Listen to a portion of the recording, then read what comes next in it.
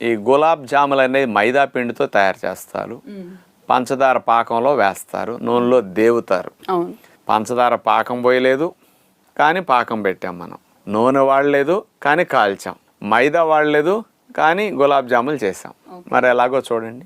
గులాబ్ జామ్ తయారు చేయడానికి కావలసిన పదార్థాలు: మల్టీగ్రెయిన్ పిండి 1/2 కప్, పన్నీర్ తురుము 1 కప్, తేనె 1 కప్, మేగడ 1 టేబుల్ స్పూన్, పాలు 1/2 కప్, యాలక్ పొడి 1 టీ స్పూన్, వంట సోడా 1/2 టీ స్పూన్. మల్టీగ్రెయిన్ పిండి బౌల్లో వేసాం.